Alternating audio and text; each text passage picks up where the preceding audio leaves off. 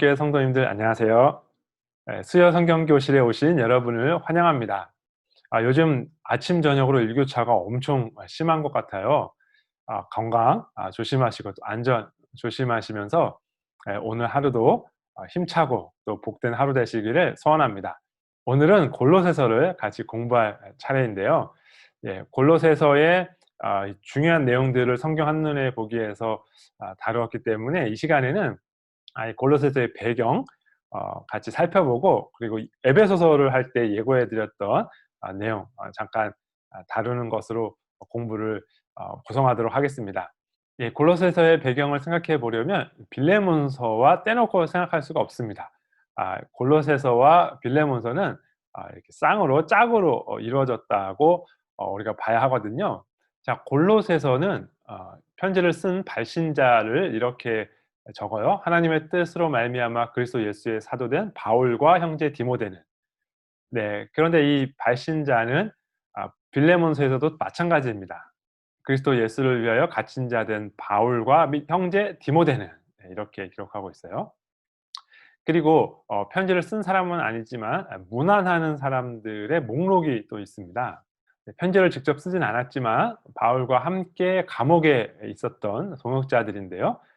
골로새서에 보면 아리스다고, 그 마가, 12절에 에바브라, 또 14절에 누가, 데마, 이런 사람들이 있죠. 골로새서에 이렇게 문안한다고 기록되어 있는 사람들의 목록이 빌레몬서에도 보면 동일하게 기록되어 있습니다. 그리스도 예수 안에서 나와 함께 갇힌 자 에바브라와 또한 나의 동역자 마가, 아리스다고, 데마, 누가가 문안하느니라. 이렇게 문안하는 사람들의 목록을 보면 골로새서에도 5명이 있는데 빌레몬서에도 똑같이 5명이 기록되어 있습니다. 이 골로새서와 이 빌레몬서의 관계는 특별히 오네시모를 통해서 더 확실하게 볼 수 있어요. 오네시모를 이렇게 보낸다고 말하면서 골로새서에서 이렇게 기록하죠. 신실하고 사랑을 받는 형제 오네시모를 함께 보내노니 그는 너희에게서 온 사람이라. 그들이 여기 일을 다 너희에게 알려주리라. 이 오네시모가 너희에게서 왔다. 그러니까 골로새 교회에서 왔다라고 말하고 있는 것이죠. 골로새 교회에서 온 오네시모를 다시 돌려보낸다. 이렇게 말하고 있습니다. 그런데 우리가 잘 알듯이 이 빌레몬서는 이 오네시모를 위하여 빌레몬에게 보낸 편지잖아요. 갇힌 중에서 낳은 아들 오네시모를 위하여 내게 간구하노라. 그래서 이 골로새서는 골로새 교회에 보낸 편지, 공적인 편지이니까 신실하고 사랑을 받는 형제 오네시모 이렇게 적었는데, 이제 이 빌레몬서는 빌레몬에게 개인적으로 보낸 편지이기 때문에 좀 더 자신의 감정을 표출하여서 이 오네시모를 갇힌 중에서 낳은 아들이다 이렇게 표현하고 있습니다. 지금까지 보았던 것처럼 골로새서와 빌레몬서는 편지를 작성한 사람, 또 문안하는 사람, 편지를 들고 가는 사람, 이 오네시모에 대한 이야기 모두 다 공통되고 있습니다. 그러니까 바울이 이 오네시모를 위하여 빌레몬에게 편지를 쓰면서 빌레몬과 오네시모가 속해 있던 교회, 그 골로새 교회에도 편지를 보낸 것으로 우리가 이해할 수 있습니다. 아마 이 빌레몬서를 이 수요 성경교실에서 하게 될 차례가 되었을 때는 아마 따로 하지는 않을 것 같아요. 그렇지만 이 골로새서를 보시는 분들은 이것을 꼭 기억하셔서 나중에 빌레몬서를 읽을 때 골로새서와 함께 짝이 되는 편지다라는 것을 꼭 기억하시면서 읽으시면 좋습니다. 골로새서는 또 이렇게 빌레몬서뿐만 아니라 또 짝이 되는 편지가 있는데요. 그것은 이 골로새서를 들고 전달해 준 사람을 통해서 그 짝을 찾아볼 수 있습니다. 이 편지를 전달해 주는 사람을 이렇게 기록하죠. 두기고가 내 사정을 다 너에게 알려주리니 그는 사랑받는 형제요 신실한 일꾼이요 주 안에서 함께 종이 된 자니라. 두기고가 이 편지를 들고 갔는데요. 이 같은 두기고가 편지를 들고 간 교회가 또 있습니다. 에베소 교회예요. 나의 사정 곧 내가 무엇을 하는지 너희에게도 알리려 하노니 사랑을 받은 형제요 주 안에서 진실한 일꾼인 두기고가 모든 일을 너희에게 알리리라. 골로새서와 거의 비슷한 내용이 에베소서에도 기록되어 있습니다. 자, 그러니까 우리가 이 편지를 기록한 이 배경을 이렇게 정리해 볼 수 있는 거죠. 바울 사도가 감옥에서 오네시모를 만납니다. 이 오네시모가 회심하고 예수님을 믿게 돼요. 이 오네시모가 주인에게서 도망친 종이었던 것으로 추측이 되는데요. 죄값을 치러야 됐기 때문에 바울 사도가 특별히 오네시모를 빌레몬에게 돌려보내면서 나를 생각해서 이 오네시모를 받아줘라라는 편지를 빌레몬에게 보냅니다. 그렇게 빌레몬에게 편지를 보내고 또 오네시모를 돌려보내면서 빌레몬이 참석하는 그 교회, 골로새 교회에도 편지를 보내야 되겠다라는 생각을 하게 된 것이죠. 왜냐하면 골로새 교회에서 와서 바울 사도를 도와주었던 에바브라가 골로새 교회의 여러 문제들을 이야기했기 때문이에요. 그래서 골로새 교회에 보내는 편지에 골로새 교회에 침투한 이단, 잘못된 가르침에 대하여 그 가르침을 교정하는 편지를 쓰고, 그래서 올바른 가르침에 따라 살아가는 성도는 이렇게 살아야 된다라는 내용을 적어서 보냅니다. 이것을 보낼 때 오네시모를 보내면서 동시에 두 기고가 함께 이 편지를 들고 가는데요. 그런데 가는 길에 에베소에 들려서 에베소 교회에 에베소서를 이렇게 전해주고 간 것으로 보입니다. 그렇게 한 이유는 우리가 지도를 보면 잘 이해할 수 있는데요. 보시는 것처럼 바울 사도가 이제 로마에서 편지를 보냈다면 아마도 배를 타고 이렇게 오게 되었을 거예요. 그러니까 에베소는 관문이 되는 항구였기 때문에 에베소를 거친 다음에 골로새로 가게 되는 것이죠. 그러니까 어차피 에베소에 들려서 골로새를 가야 하기 때문에 바울 사도는 에베소에도 편지를 보내면 좋겠다라고 생각을 한 것이죠. 자, 그래서 에베소서와 골로새서도 공통점이 참 많이 있습니다. 이 앞부분에 교리를 설명하고 뒷부분에 성도의 삶을 이야기하는 것도 그렇고요. 핵심이 되는 내용들, 예수 그리스도 그리고 교회, 만유의 주, 이런 내용들이 비슷합니다. 그리고 성도의 삶을 권면하는 내용도 많이 비슷해요. 그러니까 우리가 이 추측을 이제 해보자면 바울 사도가 골로새에도 편지를 보내고 또 에베소에도 편지를 보내야 되겠다고 생각하고 적었기 때문에 이 비슷한 시기에 비슷한 내용을 염두에 두고 기록을 했을 가능성이 많이 있습니다. 자, 이렇게 골로새서를 읽을 때는 이 에베소 교회와의 비교, 또 빌레몬서를 염두에 두고 짝을 지어서 읽으시면 재미있게 읽으실 수 있습니다. 그리고 우리가 이 골로새 교회를 생각할 때 또 염두에 두어야 할 책이 하나 더 있는데요. 바로 요한계시록입니다. 요한계시록에 보면 라오디게아 교회가 7교회 중에 하나의 교회로 나오잖아요. 근데 그 내용이 이 골로새서에서 우리가 염두에 두어야 할 내용들이 있습니다. 자, 골로새서에서 에바브라에 대해서 설명하면서 13절에서 이렇게 기록합니다. 그가 너희와 라오디게아에 있는 자들과 히에라볼리에 있는 자들을 위하여 많이 수고하는 것을 내가 증언하노라.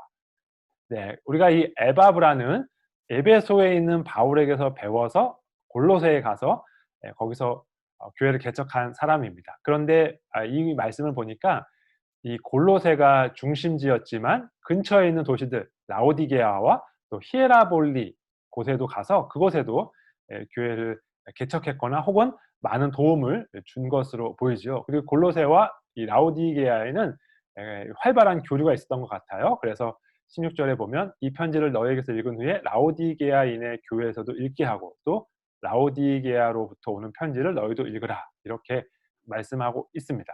특별히 이 라오디게아 교회를 책망했던 중요한 내용 중에 하나는 15절이죠.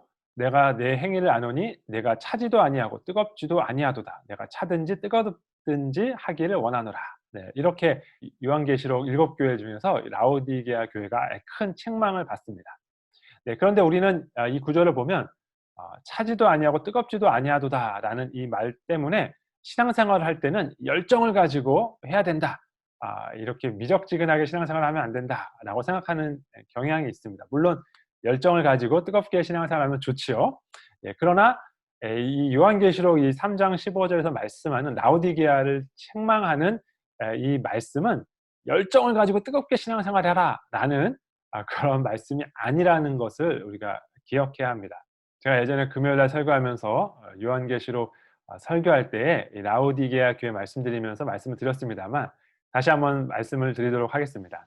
자, 아까 로마의 편지가 에베소를 지나서 골로새로 이렇게 전달되었을 것이라고 말씀을 드렸는데요. 이 골로새 위에 바로 위에 라오디게아가 있습니다. 그리고 그 위에 히에라볼리가 있습니다.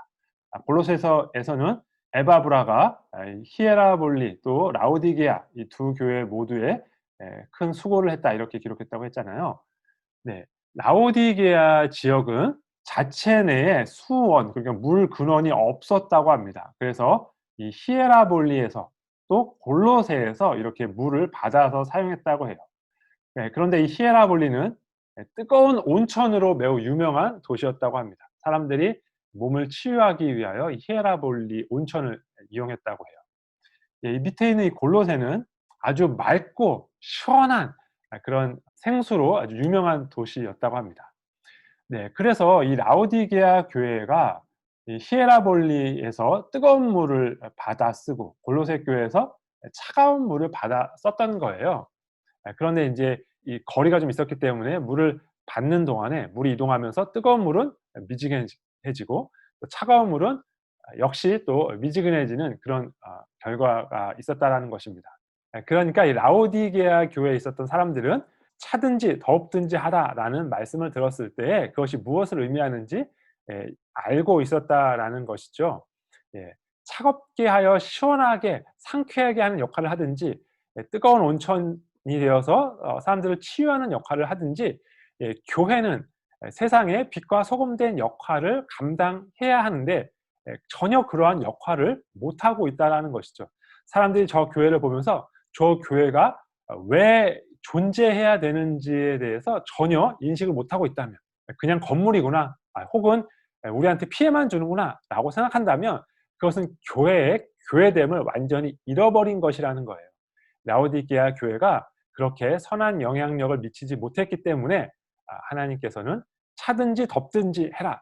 그러니까 열정을 많이 가지고서 남들이 뭐라고 하든지 그냥 "나는 내 열정으로 신앙생활 할 거야."라고 뜨겁기만 하라고 말씀하는 것이 아닙니다. 사회에 빛과 소금 된 역할을 해야 한다고 말씀하는 것입니다. 우리가 골로새서를 읽을 때에 이렇게 요한계시록의 또 라오디게아 교회도 염두에 두면서 읽으실 수 있으면 좋겠습니다.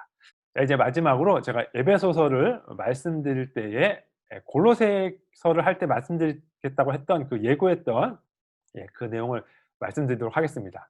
네. 그 예고했던 내용이 무엇인지 기억하시나요?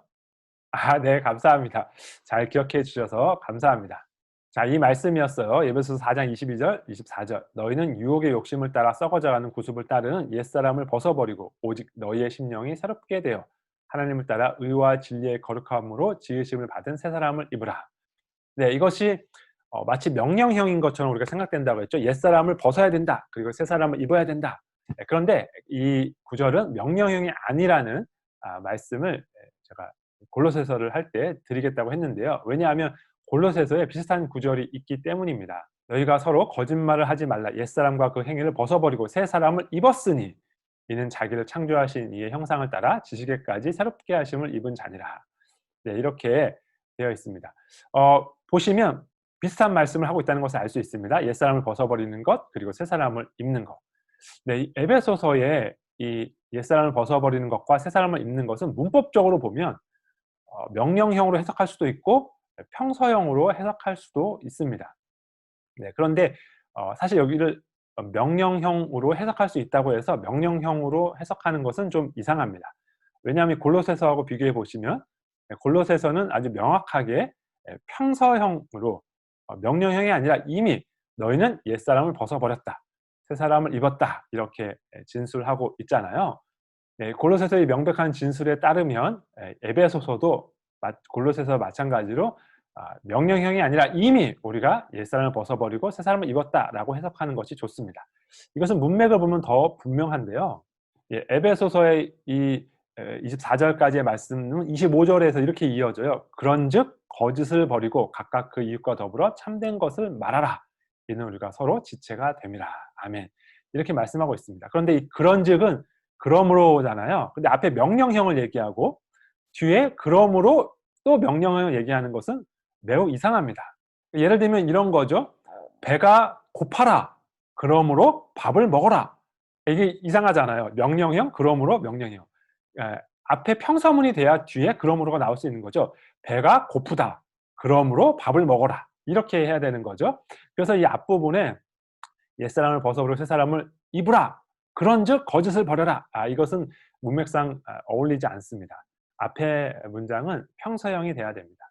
자, 이 공식은 골로새서에서 아주 잘 들어맞습니다. 너희는 옛사람과 그 행위를 벗어버리고 새사람을 입었다. 그러므로 너희는 하나님의 택하사 거룩하고 사랑받는 자처럼 이렇게 행해라라고 말씀하는 것입니다. 네, 우리가 어떤 사람인가를 인식하는 것은 매우 중요합니다.